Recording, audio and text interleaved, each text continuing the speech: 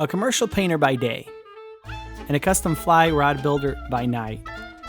One might say Nathan Cobb is living the American dream. He took his passion for wood and fly fishing, tied them together, and started Cobb's Custom Fly Rods. His wife helps sew the sock the rods ship out in, and she can even embroider your name on it.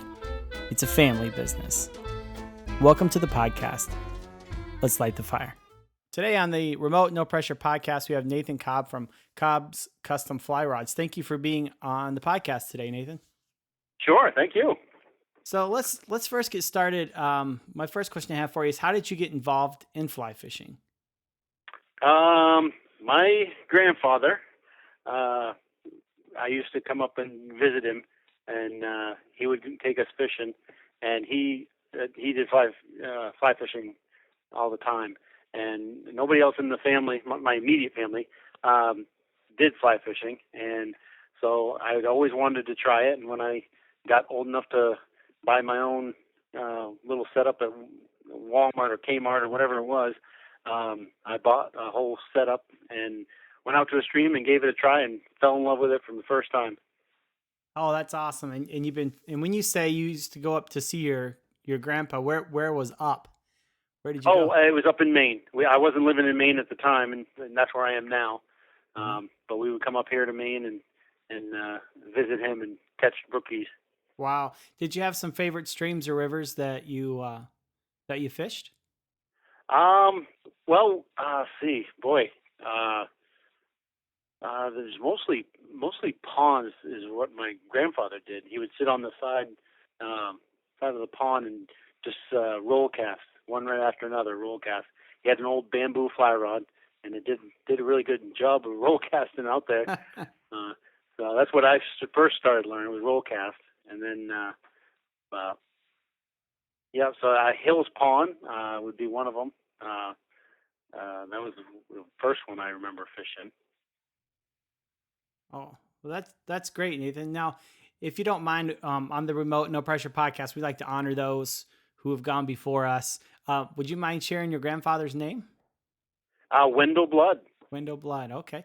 And yep. Is he still around, or is he passed? Nope, he's passed. It's been quite a while now, I guess. Well, probably about 15 years or so now. Did you guys have a pretty close relationship? Distance. I was living in Massachusetts while I was growing up to like 14 or whatever is when we moved finally up to Maine. But before that, it was just see him a couple of times a year. We would have a good time fishing though. Yeah, that's great. That's great. Now, what do you currently do? The name of your company is Cobb's Custom Fly Rods. Can you just go into a little bit about what drove you to get into making custom fly rods? Oh, well, I bought a custom fly rod from a fly fishing Hall of Famer, Fran Betters. We went out to the Oswald in New York and fished the Oswald River out there. Went into a shop and I saw he did custom fly rods with wood handles, and fell in love with them from the moment I saw them. And so I had me and my dad would fish together. That's who I went out with to New York. And I told him, I was like, I am going to always have, when I need another weight rod, I'm going to come back here to Fran and I'm going to have him make me another one. Uh-huh. I just loved them. I love the way they feel. But then he passed away like 2003-ish, somewhere there, and nobody that I knew of. I looked on the web and everything, and I didn't find anybody that was doing wood handles for fly rods. And so I was like, well, what if I try it? And so I started doing it, and they come out better than I expected. And that's really how it all started. I didn't have the source anymore to buy them, so I just gave it a try. Wow. And so what's the advantages, or what are the advantages of any, if any, for a wood handle over, say, like a cork handle or or some other traditional type of handle? Yeah. Well, what I like, I like it transfers to me. It transfers the sensitivity into my hand better. Um, and I can feel just that little tug at the, if I'm nymphing or something. I can feel that a lot more. It transmits the vibration, I guess, into my hand a little bit. But Hmm. the big thing is cosmetically, because you get some really incredible woods with some really interesting grains. And that's really, I'm kind of a wood grain geek or something. I don't know what you'd call it. I'd like to look at just big piece of slab wood and just see the different layers of grain, and but then you get some of the exotic woods, which is what I like to use mostly. And you get a range of colors. You get really defined light grain, dark grain, so it really shows up. Really light woods, really dense, heavier woods. It's endless. I haven't even tried all the woods I want to try yet If there was a wood you could try, what would it be that you haven't yet? that I haven't tried. Boy, I really like desert ironwood. Um, Probably like a highly figured babinga or something, Mm. which almost looks it almost looks like it's flames when you get a finish on it from the different pictures I've seen. So I would like to probably try that. But there's so many desert ironwood, kingwood. Um, my favorites. My favorite woods is cocobolo and bocote, um, Brazilian rosewood. You can't get that too much because they aren't allowed to cut those trees anymore. But you can still get stump, and so for a handle, you don't need a big piece. So I can Mm. still get a little bit of Brazilian rosewood once in a while. But Bolivian rosewood is very, very similar to the Brazilian. So I use a lot of Bolivian rosewood. Um, but zebra wood or Zambrano, that's um, a really neat one.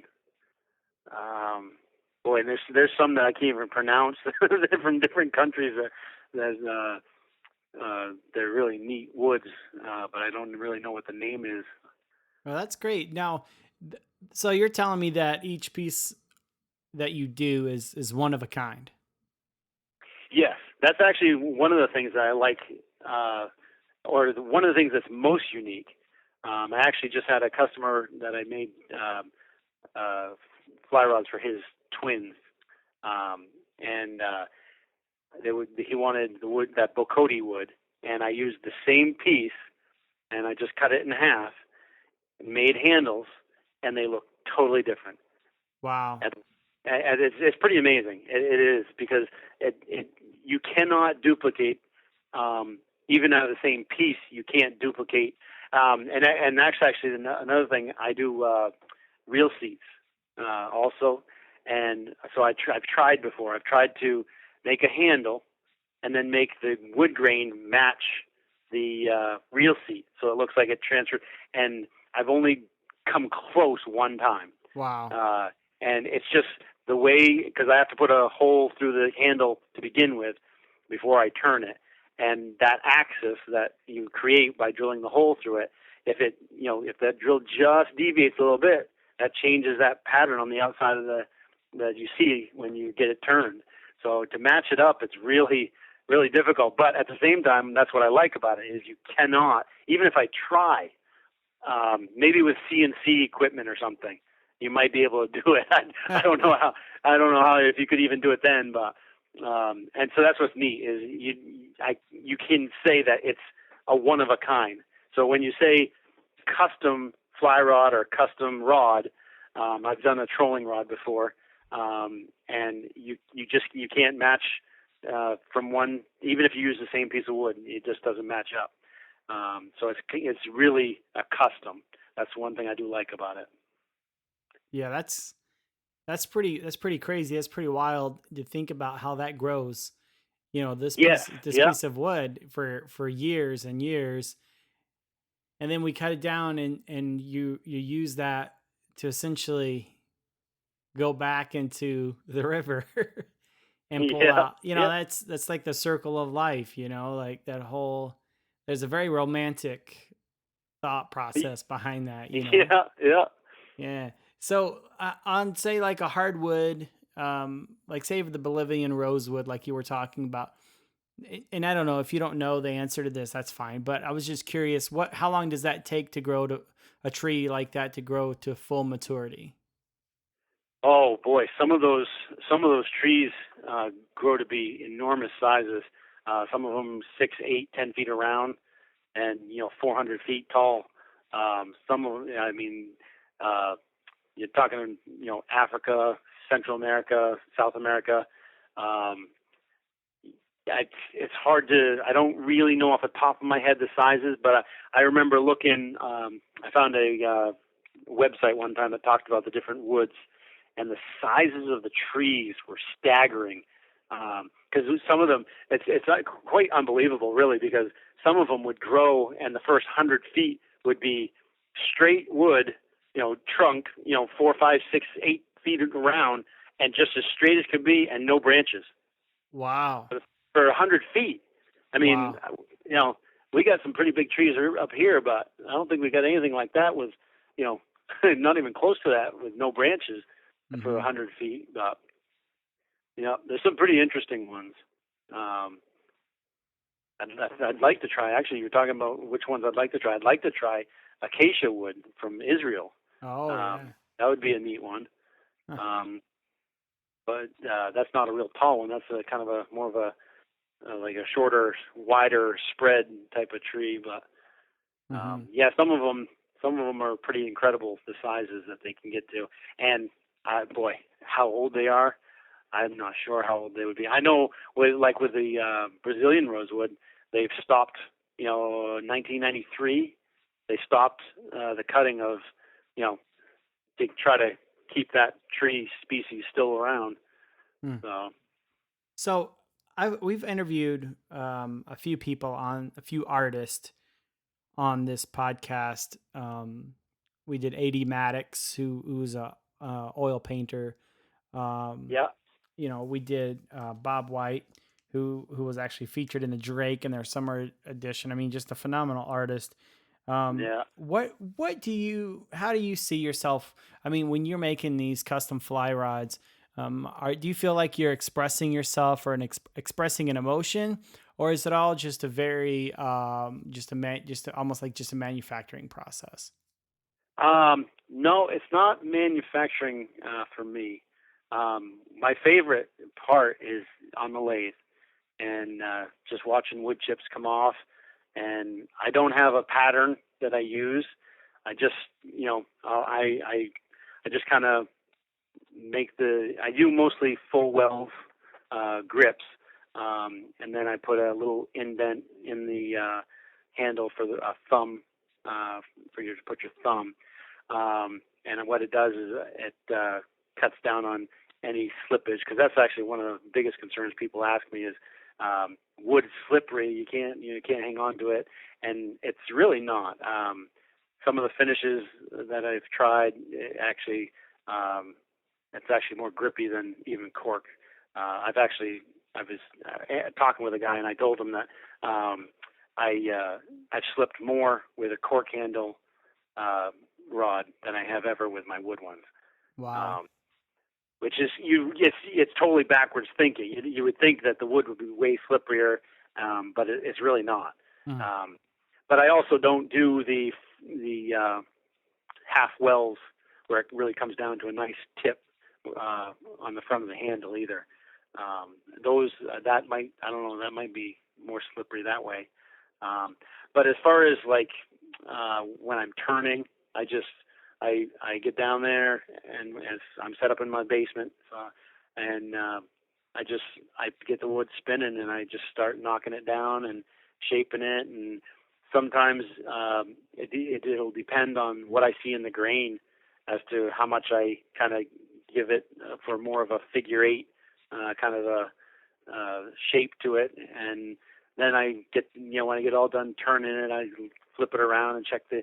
I like looking at the grain. I mentioned that already, and I just find a spot where a nice little thumb grip would just, it kind of cuts down through the grain, so you can see the grain kind of at the thumb grip. You can see it, and so it gives it a little like layers kind of to it, and it's just fun to to go through and wash the grain, and okay, I'll take a little more off here, and all right, I got to stop there, and then that's where I kind of relax when that's all kind of going on, and like I said, it's the artsy. You were talking about artsy. The kind of the artsy part of what I do is it's not by a pattern. I don't measure.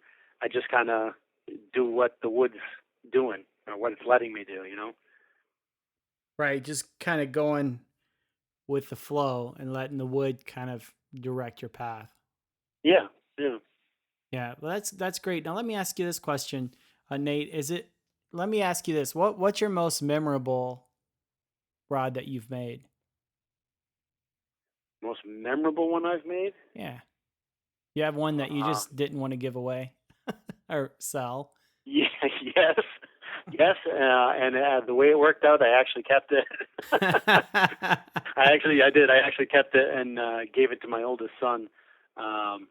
But yeah, that was a Brazilian rosewood actually, and it was the whole family, even my wife, was like, "Do you have to sell that one?" Wow. And the way it worked out, the guy was not able. He had some hard times come on, and so he called me up and he's like, "I hate to do this to you," and I was like, "Hey, that happens, you can't plan for that." So, and then, I mean, it ended up working out pretty good for me too, because while I'm making it, I'm going, man, I wish I had kept this one to put on my display when I'm up at a fly fishing show somewhere. Yeah. So, you had mentioned your son, Nate. Is he an avid fly fisherman as well? He is my oldest one. He likes to go after bass more than trout. My middle boy, he really likes. Well, actually, my middle and my youngest both really like chasing trout in ponds. All of us get in the 16-foot canoe and all three of us casting. It sounds like it's a big mess, but it actually works out okay. Yeah. So, and you said your grandpa fished, and Yeah. now you fish, fly fish, and then your kids fish. Do you think passing on those traditions of fly fishing, how has that affected your relationship and with your children? And do you think it's important that we continue to pass on those traditions? Oh, absolutely, absolutely. In the days and age that we're in, with the electronics and tablets and all the cable channels that are out there, I mean, to get your kids away from, in my opinion, to get your kids away from that and out in the on the lake where you're seeing deer on the edge of the pond, and that's got to happen. We got to keep passing it down. Yeah, it does have to happen. And what do you think, or how do you think is the best way to instill that into the next generation? Well, yeah, take them out and make it fun. Mm. If something's not fun, you don't want to do it again. So that's why actually I do a lot of pond fishing, because I didn't want them to get discouraged by getting snagged up in a tree and losing a fly, and then you tie another one on and they snag it in a tree and they lose a fly. And even though they're little, they realize that flies cost money and the tippets, and they can start feeling like, well, don't want to lose another fly, but so you gotta, to me anyway, from my perspective, it needs to be fun. They need to be able to not worry about losing a fly, or fishing a small pond with a small kid is probably the best, just out of a canoe, Mm. and it's probably just the best, because they can flop around that line and splash, and And when one place that I go, it's you catch a bunch of little, we call them little snots, but it makes it fun because every cast there's a little one chasing it, and so it's not 20 pounders or anything like that, but it's one right after another, so it keeps them entertained and they have a good time. They'll count their fish, how many they caught, and that one came off, so we can't count that one, and so that makes it fun, So, and they love going. I have a hard time getting away to go fish by myself, actually. Yeah. Yeah, and it's funny that you mentioned that because a lot of other guests have talked about how they fish alone sometimes, but for the most part they fish with other people just because of the memories, and then especially with your kids. I mean, they're not going to be Oh small, they're yeah, not going to be young forever. Pretty soon they'll be hanging out and going fishing on their own, yeah, so you try to yeah. take advantage of that. Do you and your boys have any traditions, like something that you do every time you're on the water, or a certain type of food, or something that you do every time that you're on the water, Nathan? Um, Boy, nothing's really jumping out. Usually where we go, we try to actually that would be probably a tradition. When we leave, of course, we stay on the pond just until you can't even see. So on our way out, it's we have to drive. It's 18 miles of dirt road to get into this pond that we like. Wow. And so on the way out, we'll count moose and deer and rabbits or coyotes, however many critters we see. We'll do the countdown, and it's we drive 2 hours to get there, so it's a 2 hour ride back home. It's 11 o'clock or whatever at night by the time we get home. But the whole time on the way back, we're counting. Okay, we got 4 deer now, and a coyote, and 2 moose, and 5 rabbits, and it sounds like we're doing the 12 Days of Christmas song on the way home. Yeah, and those are great memories, though. Oh Like yeah, I can hear it in your voice. It's like, yeah, those are the things you talk about. It's not all the fish that you catch that you talk about, but it's those what to everyone else might be a silly tradition, but to you and your kids, or you and your friends and buds, it's like it's sacred almost. It's yeah, it's just awesome. yes, Just yep. just really cool. So do you guys see a lot of moose up there and where you're at? Oh yeah, yeah. Probably the best trip that we had. We saw 6 coming out.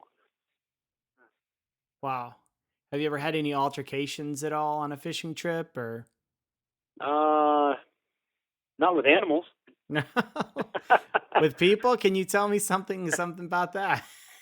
Oh, it's actually it's a little point of an irritation for me because I just started taking my oldest son to this pond that we really like, and we were coming into the shore. It was getting dark, and uh, for some reason there was another gentleman that felt that my oldest boy cut him off to get into this one stretch of bushes where you get your canoe out, and he paddled right in and banged into him. Wow. I couldn't believe it. I was shocked. I stood there in disbelief for about 30 seconds, I think. Just couldn't believe what I'd seen.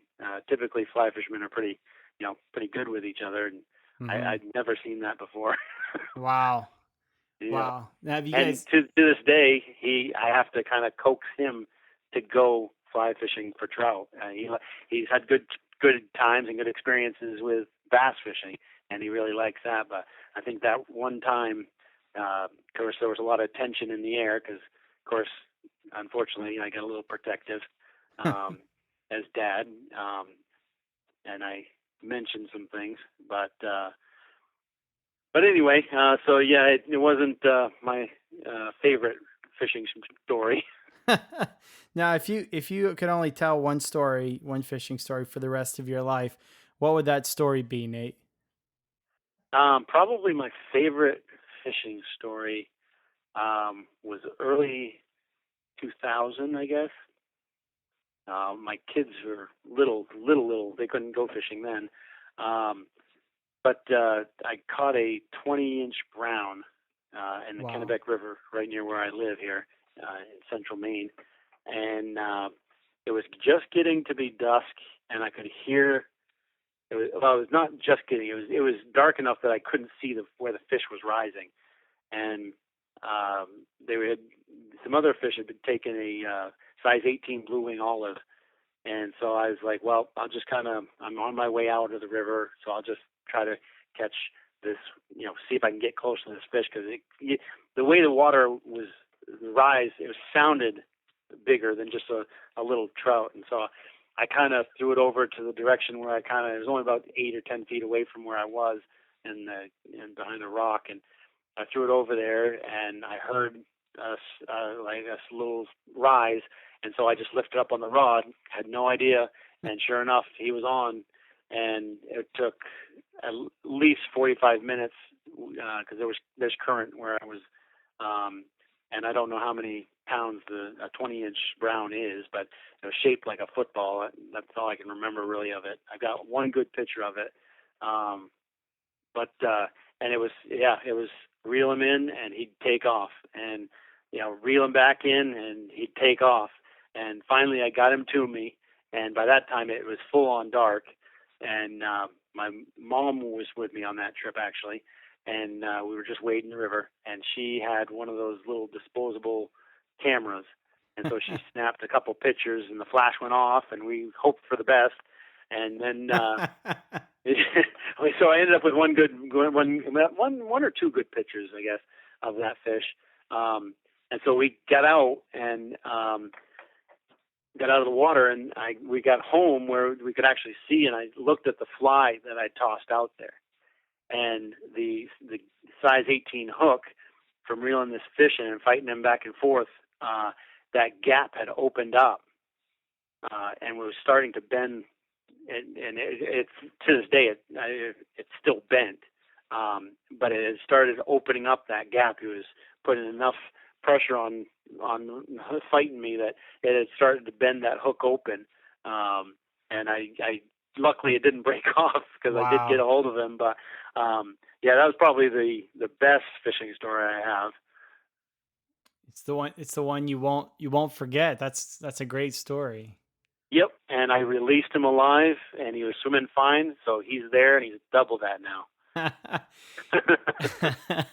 It's funny that you mentioned the disposable cameras, because I'm not exaggerating. Every family get together, my wife's grandmother, I don't even know where she finds them or buys them, but she still brings a disposable camera. That's funny. I didn't even know they made them anymore. I didn't either. It's like, where do you take that thing once you're done with it? It's not I'm not exaggerating. Every time she comes to my house for one of my kids' birthdays or and she's got a cell phone, but she just, it's like green and white, she takes pictures, and it's just crazy. But, those disposable cameras at one time were quite a hot commodity. Oh, that was high technology. These days, not so much, Yeah. But back then it was like, wow, that's really good. And she just hasn't changed with the times at all. One more question. Do you guys have a local fly shop there that you go to, or do you order stuff online, or? Well, there's one that's fairly local, and I order online. And he sells them by the half dozen. Okay. So it works out pretty good. It's $3.50 a half dozen. Wow. Yeah. Oh yeah. No, it's really good. And the fly is durable, which was another thing, because a lot of times you get something that's a pretty good price, but it's barely hanging on when you get it, and you catch a couple trout and it's all unwinding.